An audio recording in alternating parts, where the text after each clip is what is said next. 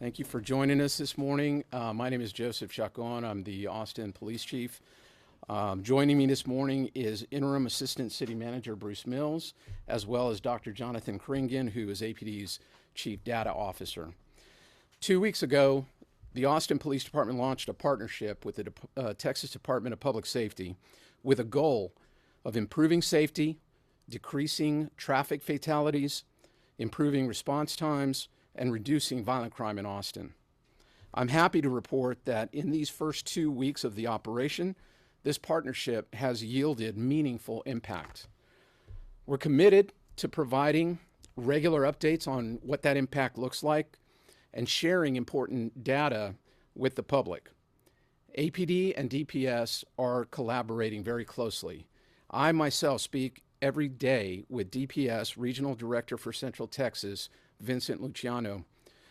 While each of our agencies has jurisdiction over our respective departments, we are in alignment on how to carry out this operation to ensure public safety. I want to first give you an overview of how the partnership looks in action. DPS officers are assisting daily with both traffic enforcement and deploying to areas where the highest number of calls for service involving violence originate. Troopers patrol major roadways that traffic analysis has identified as locations where speeding, reckless driving, DWIs, injury crashes, and traffic fatalities are most prevalent. These areas include U.S. Highway 183, Mopac, and Interstate 35 near downtown. For those driving these roadways daily, I am sure that you have seen them out there, and they're here to help keep this community safe. This is a specific area of policing that has been understaffed, and we expect this part of the joint operation to reduce both traffic-related injuries and traffic-related deaths. Since the beginning of the joint operation, DPS has conducted 4,016 traffic stops with a focus on interventions and warnings, writing tickets in only about 25% of these incidents. We've also seen a decrease in violent crime, both in specific areas of the city where emergency calls for assistance are highest, as well as citywide. Determining areas of the city in real time that are experiencing the highest rates of call for assistance involving violence is an example of the data-driven tactics employed by this partnership. DPS troopers provide traffic patrol in these areas, but also serve as a crime deterrent and are available to respond quickly when a crime is committed. The initial results are very encouraging, and Dr. Kringen will be sharing some numbers with you in just a moment. But first, I want to address some questions we've received related to APD policing practices and how DPS is in alignment with those practices. I want to be clear, DPS does not follow APD policy. They have their own policies. However, in many instances, those are in close alignment. In cases of misdemeanor offenses, where APD typically issues a citation rather than making an arrest, DPS is largely doing the same thing. Again, in speaking with DPS leadership, the department's normal procedure is to defer to the local district or county attorney's prosecutorial practices. With regard to marijuana possession, DPS most often does not make custodial arrests for low-level amounts, but rather is issuing a citation. APD policy has officers taking enforcement action only if it's related to a more serious crime. Also, DPS is not focused on immigration issues, only criminal and traffic issues. APD will continue to be the lead agency for calls that are major investigations. These include domestic violence, traffic fatalities, sexual assaults, homicides, and other major crimes. If first on scene, Texas DPS will help secure that scene until APD arrives. APD will then maintain overall control and handle the investigation. APD will remain the lead agency on mental health calls using APD crisis intervention officers. Among other resources, APD has provided DPS an Austin resource guide to assist them on the calls that they might be first on scene. The resource guide includes information on things like Austin Sobering Center, Austin's Resource Center for the Homeless, Caritas of Austin, LifeWorks Street Outreach for Youth, Veteran Resources, and other important community resources.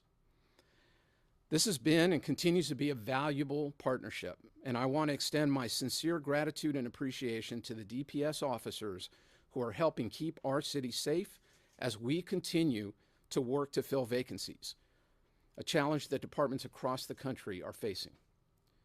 Now I'm going to ask Dr. Jonathan Kringen to provide some specific information that will demonstrate the success that we've seen these past 2 weeks.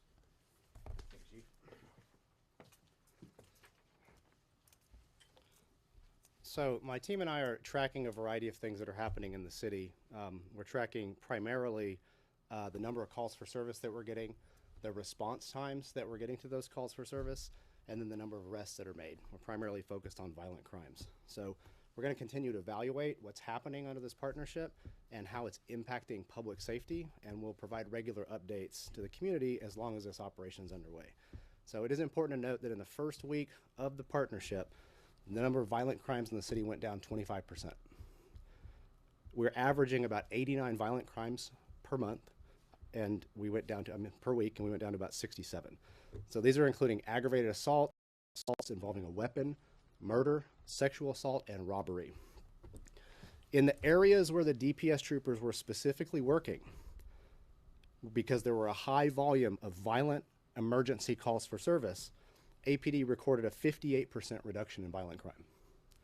Some other important statistics: calls for service for emergency, the most risky calls, dropped by 27% in the areas DPS was working, 15% citywide. Urgent calls for assistance, which are the level just below, also very high risk, high priority for the department, dropped by 28% in the areas DPS worked, and 17% citywide. Average response times for APD officers to emergency assistance calls in those areas, which was previously as high as 9.5 minutes in those areas, was reduced by over 2 minutes. APD average response time to urgent calls for service in those areas, previously as high as 19 minutes and 11 seconds, were reduced by over 7 minutes. Citywide, the average response times for emergency calls went down by about 23 seconds, and urgent calls went down by about 52 seconds. So the gains that we're seeing in the areas that DPS is deployed are percolating out through the city. So deploying DPS to specific areas where calls for assistance are highest is currently demonstrating success. APD will continue to track these numbers, and we anticipate a continued trend of decreasing violent crime rates, though the numbers may actually vary week to week. In total, in the joint operation, it's resulted in 728 total APD assists, 96 felony arrests, 63 misdemeanor arrests, 62 felony warrants served, 54 misdemeanor warrants served, 289 pounds of methamphetamine seized, 200 grams of cocaine seized, 40 grams of heroin, 9 pounds of marijuana, 25 handguns, 2 shotguns and rifles, 16 stolen vehicles recovered, 4,016 total traffic stops during that week, and 18 welfare checks, which were conducted by DPS. They likewise made 6 mental health referrals. So we'll provide this specific information in a press release, and as Chief Chacon said, we'll continue to report out as the partnership continues, and so now we're happy to take questions. What is your response to people who do have concerns that they may be unfairly targeted with traffic stops in certain neighborhoods? So I think that it's important to remember that we are not looking at specific areas of town based on what demographics in that area of town might actually look like, but rather where are the calls for emergency, assistance coming in, and we're letting the data kind of drive that. Over time, what I expect to happen is that you will see DPS actually move. As we displace crime that happens in certain parts of town to other parts of town, well, then we will move, and we're always going to let the data guide us. I also think it's important to remember that on these traffic stops, we know that the majority of the time, the officer or the trooper that is pulling the person over, 97% of the time does not know the race of the person that's in the vehicle. We record that through our racial profiling data, and it has remained consistent over years. So What I would say is that this certainly we want to be responsive to those kind of requests about, what is the demographics of the people that are being stopped. We're working with DPS right now to see how quickly we can report that data. But we again, this is not about looking at a particular demographic or a particular neighborhood, but rather letting the data kind of drive the operation. I know you mentioned that crime has, you just said something about the crime decreasing since DPS came in. I just want to ask, like, what time period are you comparing that to? Is that just a few weeks before?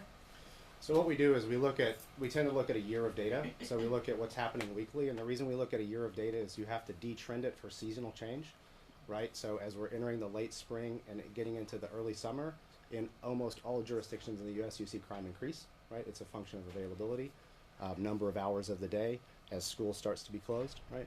So there's a variety of underlying factors that have these seasonal trends. So we always have to look at an entire year so we have a sense of where it should be, right? So the entire year, the average is 89 violent crimes per week, right? Last week, in the first week of the DPS deployment, it was 67.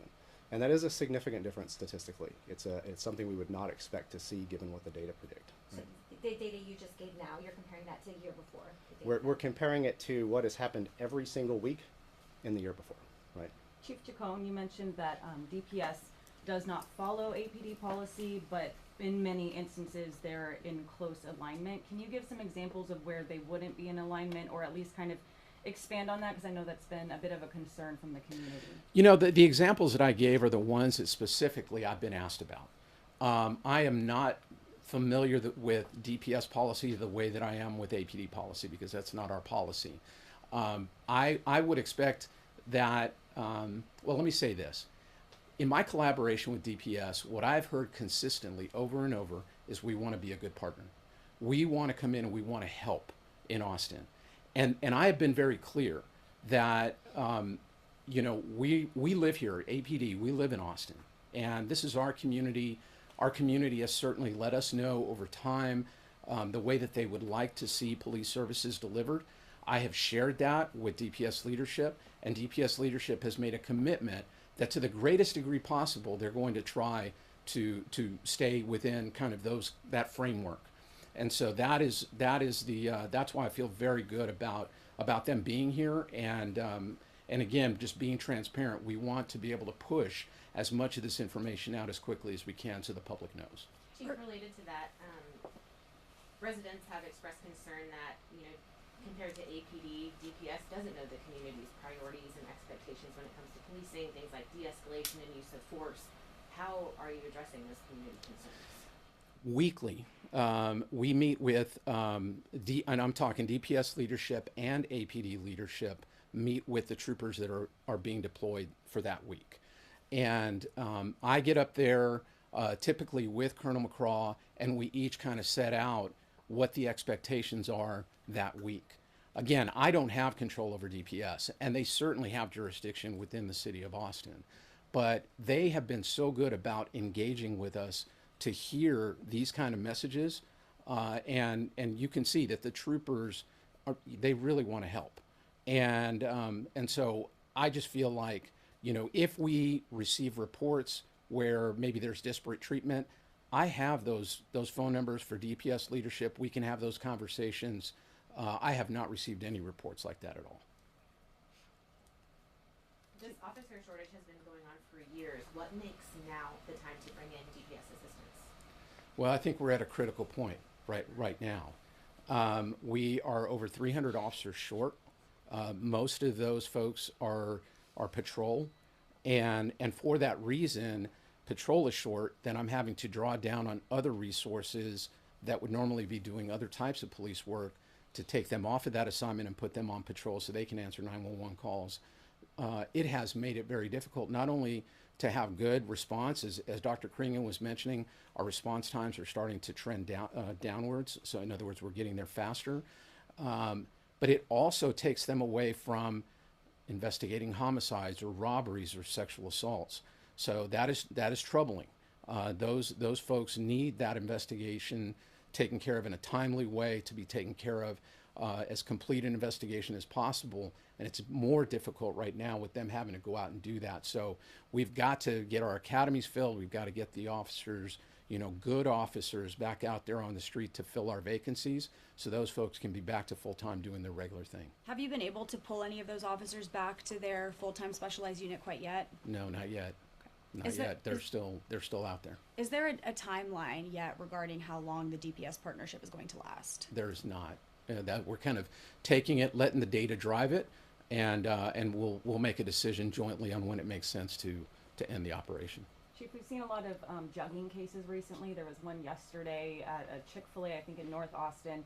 Can you maybe talk about, I doubt you can talk about that case, but just in general, how this partnership could help prevent maybe some of those violent juggings we've been seeing? Certainly. I think that, first of all, when it comes to juggings, it's really about education and making sure that people understand that this is happening so that they can be on the lookout and they can hopefully take measures that would make it as hard as possible for that crime to occur.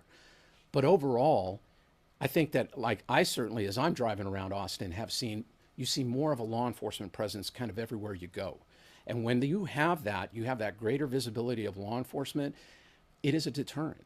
This has been proven over time that people, if they think that there is a chance that they're going to get caught, may just go ahead and decide not to commit the crime. I think that's why, to some degree, we're seeing some of the downward trend in overall number of crimes, violent crimes particularly, that are being committed specifically in the areas that are being worked, but also citywide. We're seeing that number start to go down. So I think that it applies to that type of crime as well. Questions? I have a question related to the data. Like the 25% decrease in violent crime. Is 7 days long enough to determine whether something is or isn't working, when in the past we've heard it could take months or years to measure the impact of a new initiative? Yeah, so the immediate impact and the long-term impact, they won't necessarily be the same. Statistically, can we say that it was a reduction that we can't attribute to any other change? We can. Over time, as we have additional weeks of data, we'll be tracking it to try to best understand how strong the effect is. So it may be that the 25% reduction is sort of an initial effect. It could be higher or lower, and we have no way to tell. Over time, on a weekly basis, we'll be working through more data, trying to understand, but the initial indication is that the drop was significant. Thanks, everyone. Like we mentioned earlier, we'll have a press release coming out, and we'll send that out in the next